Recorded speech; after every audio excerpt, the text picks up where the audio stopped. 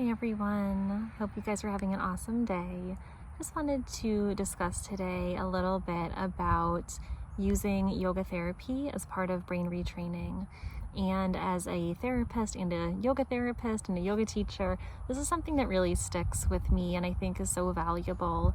And in our community with, brain retraining and limbic system healing, I think it's really important to have other tools in our toolbox. And yoga is such a great tool here because you can use yoga at so many levels. There's a quote, if you can breathe, you can do yoga, and it's so true. So depending on where you are in your healing journey, even if you're, bedbound or not able to do much motion, you can investigate different types of yogic breathing. So for example, we could all start with a 3-part breath today, which would just be putting one hand on your belly and one hand on your chest. And just as we inhale, feeling that expansion through our bellies, lifting up through our chest and expanding our rib cage, and then lifting through the crown of our head. And then as we exhale, releasing any stress or tension that we're carrying with us. And really prompting that new style of breath throughout our day, no matter where we are. And noticing maybe in the day, if we put a hand on our belly and a hand on our chest, if maybe we're tending more towards that shallow chest breathing.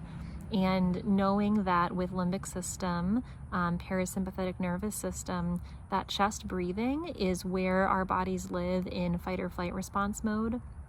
And deep diaphragmatic breathing will actually push us into the parasympathetic, the rest and digest state. So just like we can't be in a rest and digest state and be doing a hyperventilation breath, that hyperventilation breath will push us into fight or flight mode. So it's like what came first, the chicken or the egg? Like you can push yourself into a different nervous system state by your breathing, just like you can be in a nervous system state and recognize that your breath naturally falls in that place. So there's different styles of breath we can do, and I think that's a great place to start if you're new in incorporating yoga into your healing journey. So another awesome one is alternate nostril breathing, and that's something that we can practice all together. And so a great place to start with that would be just to block off one nostril, and you're going to breathe in through your right nostril and hold for a moment, and then exhale, breathe out through your left, and then inhale, breathe in through your left, hold, and then breathe out through your right.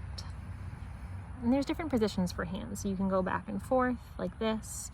But the status of that breath is supposed to be finding equilibrium, finding balance, and it's going to bring balance to different energies in our bodies. So if we believe that the right and the left side of our body have different energies, it balances those out. But also just we know there's 2 hemispheres in our brain, and so we're working on activating and crossing over. So we're breathing in and it's crossing over, and then it's coming down, working on those new connections. And so a lot of times with brain retraining, a lot of times in DNRS, they'll talk about try to eat with your opposite hand, your non-dominant hand, or do things during the day that way. We're bringing new neural pathways and new connections.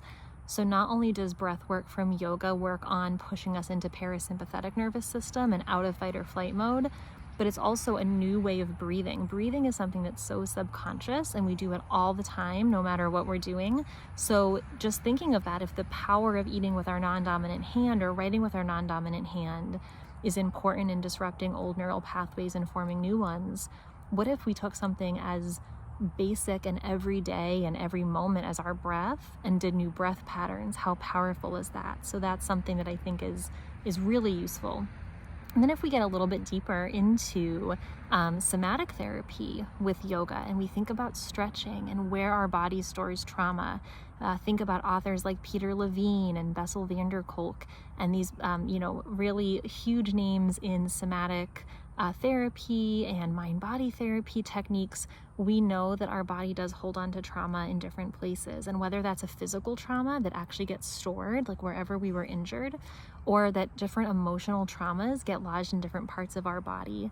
I don't know if you've ever been to a yoga class or a stretch class, and maybe you did a big hip opening stretch, and before you realized it, you were just crying and tears were flowing and you had no idea why. most likely there was some sort of trauma, whether it was physical or emotional, that was stored in that hip area. The psoas muscle and all of our fascia, different parts of our musculature are much more likely to be involved in holding trauma. And it's not all like woo-woo ideas here. So if you think about it, in fight or flight mode, in nature, think about animals. The first thing they do, if you see like a video of a lion chasing a gazelle, is you see that twitching and you see that activation, especially in the large muscle groups of the legs, because you literally are getting ready to fight or flight. Like, it is what the name says. So the psoas and the way that that connects with the musculature of our lower body, that's where our strength is, that's where our speed is. So it makes sense that when we're faced with situations, our intuition, our instinct tells us to activate those muscle fibers to get ready to fight back or to run away. And in our society, we're not still in the animal kingdom as much, so we can't fight or flight our way out of situations. We end up freezing. And so the adrenaline gets stored, it doesn't get dispelled, it converts into cortisol and stress hormones. And then those muscles, instead of getting that release, they freeze up and they tense. And that stores the trauma as felt sense in our body. So that's another reason that with our yoga therapy and just using yoga as a therapeutic tool, it's another tool to get out of our normal day-to-day stuck patterns we might be in, negative behavior patterns, negative thought patterns, looking at it from that brain retraining perspective, but also from a physical perspective, using yoga as therapy, using movement as medicine.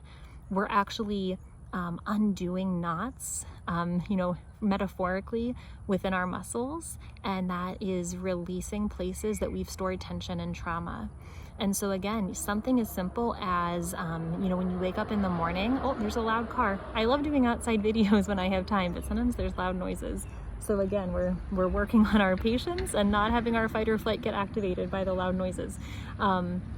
But so when we are thinking about waking up in the morning and doing a gentle stretch first thing, it's going to say, okay, maybe I have some tension because I sleep with my chest kind of caved in on my side. If I wake up, take an expansive breath, open through my chest and stretch. I'm reconnecting with my breath. I'm releasing stress and tension in my body. I'm connecting inward with myself, but also brain retraining coming in.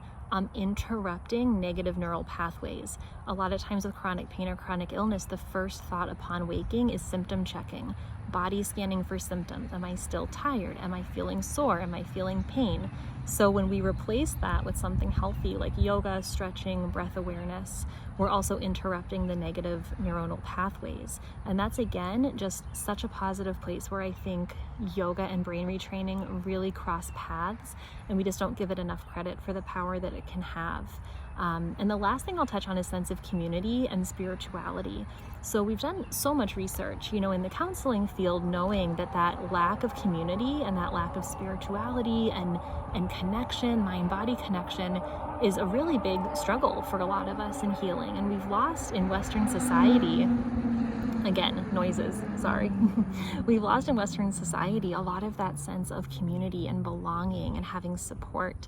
And that's something that we do see in like the yoga community, is we have the ability to join yoga studios or community centers or even online yoga communities where there's this vibrant sense of like commenting and doing challenges and joining in together.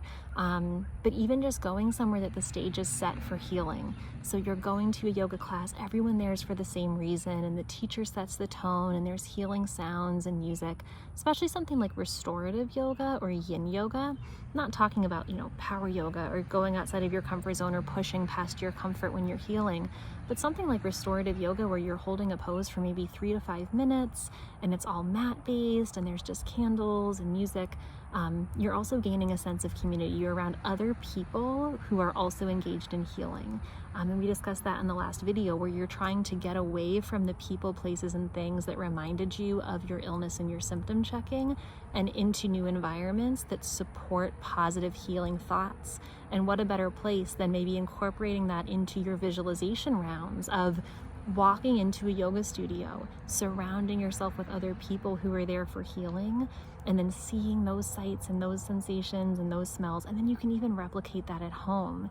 And so again, they're so intricately linked together that I love what I do in my work of being able to help people bring those together. The mind, body, spirit connection, brain retraining with evidence-based mental health work, and then with evidence-based yoga therapy work.